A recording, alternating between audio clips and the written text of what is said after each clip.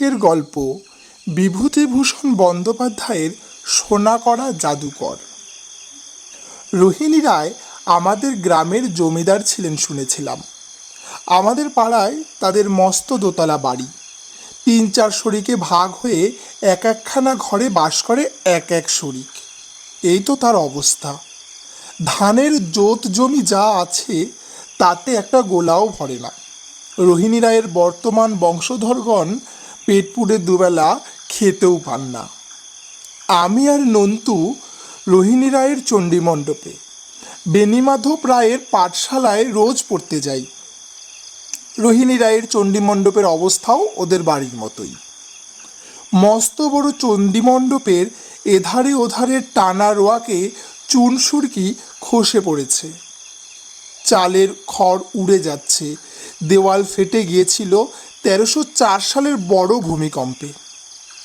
এখনও যদিও ১৩১৮ সাল হলো, এই ১৪-১৫ বছর হলো সে দেওয়াল যেমন তেমনই রয়েছে। সেকেলে চওড়া মজবুত মাটির দেওয়াল, মাটির সঙ্গে কুচো বিচালি, কাঠকয়লা আর পুটিং চুন মিশিয়ে দেওয়াল তৈরি। ভূমিকম্প না হলে ১০০ বছরেও জখম হতো না। রায়দের এই চণ্ডীমণ্ডপ দেখতে অনেক দূর থেকে লোক আসে জানি। এমন চমৎকার খড়ের ঘর আর নাকি এ তল্লাটে নেই। উলো বীরনগরের বিখ্যাত গরু ঘরামির তৈরি এই আটচলা। কি চমৎকার শলা বাখারির কাজ, কি সুন্দর রং করা বাখারির সজ্জা, সবই সুন্দর। গরু ঘরামির তৈরি মটকায় নাকি দুদিকে দুটো ময়ূর ছিল পেখম ধরা। সেসব অনেক দিনের কথা, আমার বাবুর মুখে শুনেছি গল্প। রোহিণী রায়দের ৩ শরিক বর্তমানে দরিদ্র অবস্থায় ওই সেকেলে পৈতৃক আবাস বাড়িতে বাস করে। তাদেরই একজন হচ্ছেন বেণীমাধব রায়, যার পাঠশালায় আমি পড়ি। গুরুমশাই প্রায়ই আমাকে বলতেন, তোমাদের তো অনেক কলাই মুখ হয় ঘরে, তাই না? আমি বলতাম, আজ্ঞে হ্যাঁ। গুরুমশাই বলতেন, কত হয়? আমি বলতাম, আমি জানি নে, বাবা জানেন। গুরুমশাই বলতেন, একদিন ১ কাঠা মুগ নিয়ে আসবি, বুঝলি? ১ কাঠা মুগের দাম হলো ৩ আনা, তাও কিনবার ক্ষমতা নেই বেনি কাকার। আমি বাড়ি গিয়ে মাকে বলতেই মা প্রায় ১০ মুগ ওদের বাড়ি পাঠিয়ে দিলেন, আমাদের মাইন্দার অর্থাৎ কৃষাণের হাতে। ও হাজু, মুগ দিলে কে রে অত? আমি বললাম, মা দিলেন গুরুমশাই। বললেন, বেশ বেশ, অনেক দিয়েছেন বৌমা। আমি বললাম, মা বলেছে দরকার হলে আমায় জানাবেন। গুরুমশাই বললেন, না না, আর জানাতে হবে না, একজনের কাছ থেকে সব নিতে হবে, তার মানে কি? আর দিতে হবে না, নামটা মুখস্থ করো। বেনি কাকার দাদার নাম মদনলাল রায়। তার বয়স হয়েছে বটে, কিন্তু শরীরের গড়ন ও স্বাস্থ্য খুব ভালো।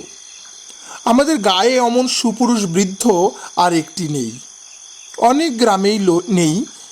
লাঠি খেলা, ঘোড়ায় চড়া ও সড়কি চালানোতে যৌবন বয়সে নাকি পাকা ওস্তাদ ছিলেন শুনেছি। কেউ বলে তার ডাকাতের দল ছিল, পুলিশের জুলুমে সে পেশা ছেড়ে দিয়েছেন। বর্তমানে তার ৩ অবিবাহিতা মেয়ে, নীরু দিদি, বাসন্তী দিদি আর শান্তি দিদি। নীরু দিদি দেখতে তত ভালো নয়, বাসন্তী ও শান্তি দিদি সুন্দরী মেয়ে। মদন জ্যাঠামশাই এখন গরিব লোক, কোচার মুড়োয় বেঁধে হাট থেকে ১ কাঠা করে মোটা আউশ চাল আনেন ২ আনা দিয়ে। ২ আনাও জোগাড় করতে পারেন না সব দিন। পাড়া গায়ে ২ আনা জোগাড় করা সোজা কাজ কি? মেয়ে যতই সুন্দরী হোক, বিনি পয়সায় কে নেবে? কিন্তু মদন জ্যাঠা গরিব হলেও শান্ত প্রকৃতির লোক নন। তার দাপটে গ্রাম শুদ্ধ হিন্দু মুসলমান তটস্থ। কথায় কথায় তার মান যায়, পান থেকে চুন খসবার জো নেই। ভয় করে তাকে খুব। সবাই বলে মদন রায় ডাকাত, কখন কি করে বসে তার কি ঠিক। সড়কির এই হ্যাচকা টানে ভুঁড়ি হসকে দেব, এই হচ্ছে মদন জ্যাঠামশাইয়ের মুখের বুলি। এখানেও মদন জ্যাঠামশাইয়ের একবার, আচ্ছা থাক, ওভাবে নয়, গল্পটা অন্যভাবে বলি। বর্ষার সকালবেলা, জন্মাষ্টমীর ছুটি সামনে আসছে। আমাদের গিরিধারী লালের আখড়ায় জাঁকিয়ে জন্মাষ্টমী হয়। লোকজন নিমন্ত্রিত হয়। লুচি, মালপোয়া, সুজি, গজা, চিড়ে, দই, আমসত্ত্বের চাটনি, এসব প্রচুর খাওয়া দাওয়া। দুদিন ছুটি হবে পাঠশালায়, তাতেই আমরা খুশি। সেই কথাবার্তায় আমরা নিজেদের মধ্যে বলা বলি করছি। এমন সময় জয় বিশ্বনাথ, হর হর বম বম বলে কে একজন সন্ন্যাসী এসে দাঁড়ালো। অদ্ভুত চেহারায় সেই সন্ন্যাসী, দীর্ঘ জটাজুট, কপালে সিন্দুরের ত্রিপুণ্ড এতখানি। পাঠশালায় হইচই পড়ে গেল।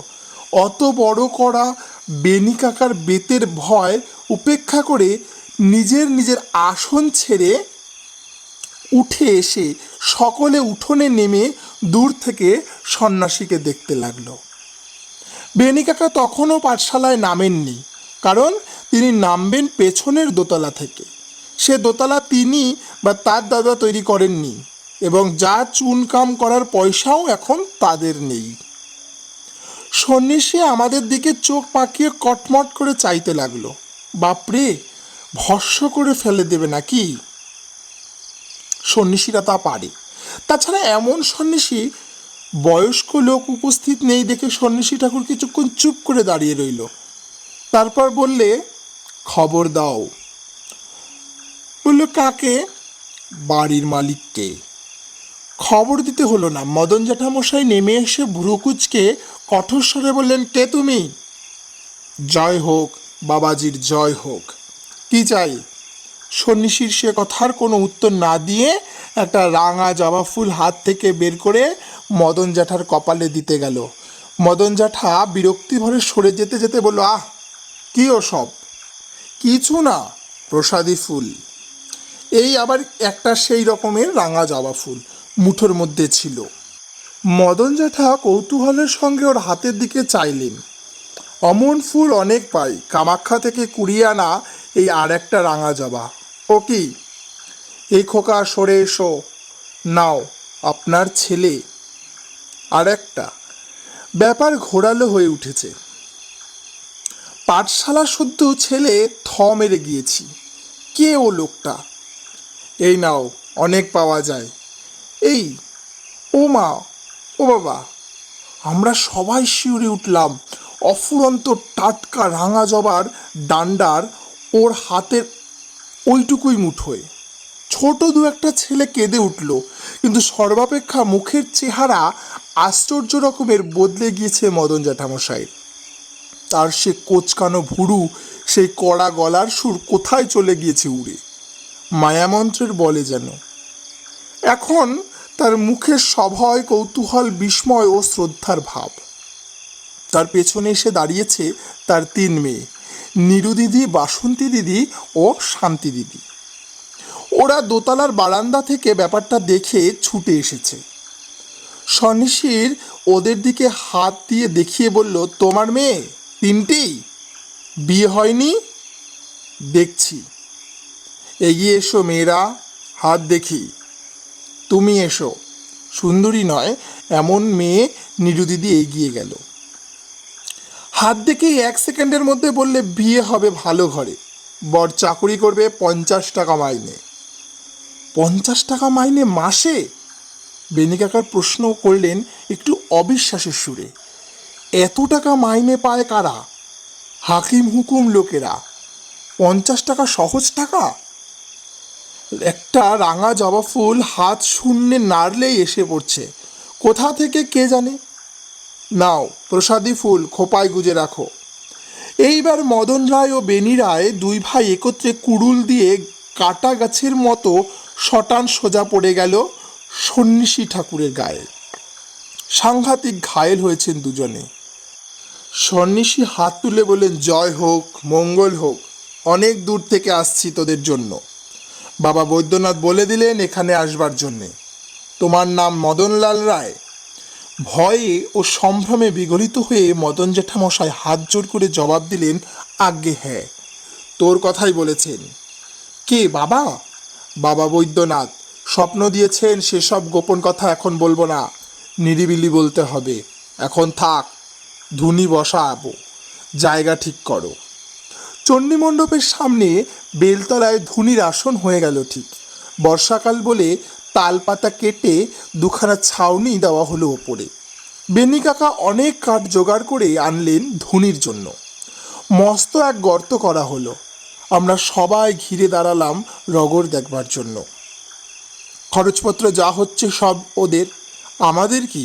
দুধ আসছে, ঘি আসছে, আলু, আতপ চাল, সোনামুগের ডাল, জিরে, মরিচ, লঙ্কা, এলাহি ব্যাপার। নিজেরা পান না খেলেও কোথা থেকে জুটিয়ে আনতে লাগলে মদন জ্যাঠামশাই। বাকি আশ্চর্য ব্যাপারটুকু সবই মদন জ্যাঠার বড় মেয়ে নিরুদিদির মুখে আমার শোনা। যেভাবে শোনা সেভাবেই বলে যাচ্ছি। তেমনি তারপর নিরুদিদি কেন জানি নে আমায় বড় ভালোবাসে, আমিও ওকে ভালোবাসি। বাসন্তী দিদি ও শান্তি দিদি বড় গুমুড়ে। ওরা আমার মতো খারাপ দেখতে ছোট ছেলের সঙ্গে কথা বলতে অত পছন্দ করে না। আমিও ওদের অত কাছে ঘেঁষি না। নিরুদিদি আমায় ডেকে কুলের আচার খাওয়াবে, আমসত্ত্ব খাওয়াবে। আমি বড় চারতলা থেকে নোয়ার পেরে দিই ওকে। নোয়ার খেতে অম্ল মধুর। বেশি খেলে জ্বর হয়, অথচ পাকে বর্ষাকালেই ম্যালেরিয়ার সময়েই। লুকিয়ে পড়তে হয়, লুকিয়ে খেতে হয়। সে যাকে প্রথম দিন রাত্রে সন্ন্যাসী ঠাকুর মদন জ্যাঠামশাইকে বললেন, অনেক দূর থেকে আসছি শুধু তোর জন্য। সে কথা এখন বলি, কেউ নেই এখানে? আজ্ঞে না। তোর বয়স কত? আগে 60। আমিও তাই শুনেছিলাম। ও, বেশি কিছু বলতে সাহস হয় না মদন জ্যাঠামশাইয়ের। ওবেলার ব্যাপারে মদন জ্যাঠা হেনচিজ একেবারে জল হয়ে গিয়েছেন। তুই রাজা হবি বলে আমাকে স্বপ্ন দিয়ে পাঠিয়ে দিলেন। গ্রাম হবিবপুর, রানাঘাটের কাছে। বড় ছিল, ছোট হয়ে গিয়েছে, আবার বড় হবে।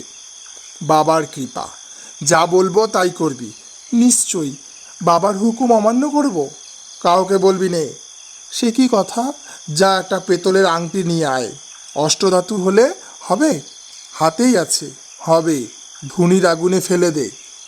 কিছুক্ষণ কেটে গেলে সন্ন্যাসী ঠাকুর চিমটে দিয়ে ছাই সরিয়ে ছাই মাখানো আংটিটা একধারে নিয়ে এসে চিমটের আগা দিয়ে ছুঁড়ে দিলেন মদন জ্যাঠার দিকে।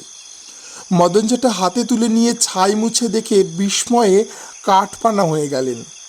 অষ্টধাতুর আংটিটা সোনা হয়ে গিয়েছে। সেই আংটিটাই কোনো ভুল নেই। সেই রাত্রে হরুগোয়ালার বাড়ি থেকে খাঁটি গাওয়া ঘি কেনা হলো 1 সের সন্ন্যাসী ঠাকুরের ভোজনের জন্য। 5 শিকে দাম নিল বরজ বুঝে। বেণীমাধব রায়কে বিশেষ আমল দেয়নি সন্ন্যাসী ঠাকুর। তিনি গরুর পক্ষীর মতো হাত জোর করে বসে থাকলেও তাকে না সরিয়ে কোনো দরকার কথা বলতেন না সন্ন্যাসী। মদন জ্যাঠামশাই নীরবে সেবা করে যাচ্ছেন। বিনিময়ে মুখ ফুটে কিচ্ছু চান না। হাজার হোক বনেদি বাড়ির বড় বংশের ছেলে, কিছু নেই হাতে, তাহলেও খাইয়ে দাইয়ে তার কাছে কিছু আদায় করে নেবে, এ ক্ষুদ্রত্ব মদন জ্যাঠামশাইয়ের বংশের ধারা নয়। তৃতীয় দিন রাত্রে সন্ন্যাসী ঠাকুর বলল, তোর প্রতি প্রসন্ন হয়েছি। হাত জোর করে মদন জ্যাঠা বিনীত কণ্ঠে বললেন, বাবার দয়া। লোহার কিছু জিনিস ঘরে আছে? দা আছে, কুড়ুল আছে, একটি মুগুর আছে, আমি ভাজতাম। খাড়া আছে? আচ্ছা। অল্পক্ষণ ভেবে বলল, তোর মেয়ের বিবাহ বাকি? সব কজনের? একটিরও বিয়ে হয়নি, 3টি মেয়ে। কত টাকা দরকার? 4000-এর কম 3টিকে পার করতে পারবো না। বড়টিতে কিছু বেশি গেলেও যেতে পারে, সে তো তত ভালো দেখতে নয়। ওই যে দুধ নিয়ে আসে, ওর কপাল সবচেয়ে ভালো, সবচেয়ে ভালো বর ওই পাবে। বাবার দয়া, আমার দয়া নয়, তোর মেয়ের কপাল। কত টাকার দরকার বললি? 5000। যা, দা একখানা নিয়ে আয়। বাবা, 18 টাকা করে সোনার ভরি। একখানা দা যদি সোনার হয়ে যায় তাতে 5000 হবে না বাবা? বেশ, আর একটা যা হয় কিছু নিয়ে আয়। তবে লোভ করবি নে, বড় মানুষ হবার চেষ্টা করবি নে, ওতে ভগবান বিরূপ হন। অবশেষে কী কী জিনিস নিয়ে গেলেন মদন জ্যাঠামশাই সেই রাত্রেই। সন্ন্যাসী ঠাকুর বললেন, আর একটা কাজ বাকি। কত সোনার গহনা আছে তোর বাড়ি? মদন জ্যাঠামশাই ভেবে বললেন, এই ভরি 10-12। সেগুলো নিয়ে আয়। রাত 2টোর সময় স্ত্রী কন্যাদের উঠিয়ে তাদের গায়ের গহনা মদন জ্যাঠামশাই নিয়ে গেলেন চেয়ে। নিরুদিদির কানে 2টো ছোট মাকড়ি ছাড়া আর কোনো সোনা ছিল না। রাত্রে মাকড়ি 2টো খোলা গেল না, খুলতে গেলে কানে লাগে, তাই সে 2টো আর নেওয়া হয়নি।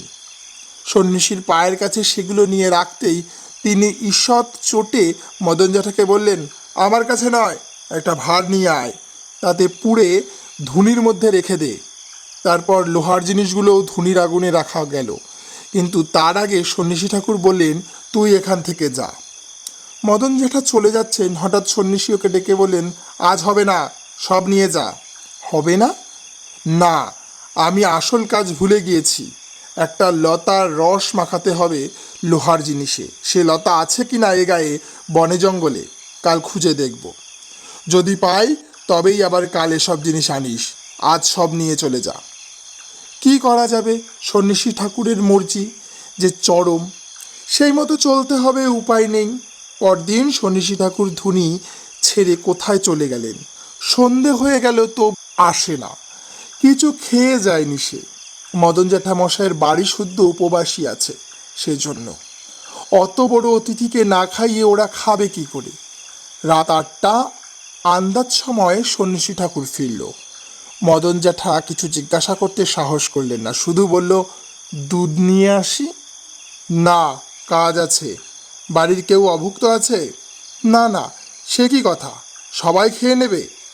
আপনি অভুক্ত যেখানে, সবাই খাবে কেবল তুই ছাড়া। রাত 2পুরের সময় সন্ন্যাসী ঠাকুর বললেন, যা, সব জিনিস আবার নিয়ে আয়, গহনা ভাড়ে নিয়ে আসবি।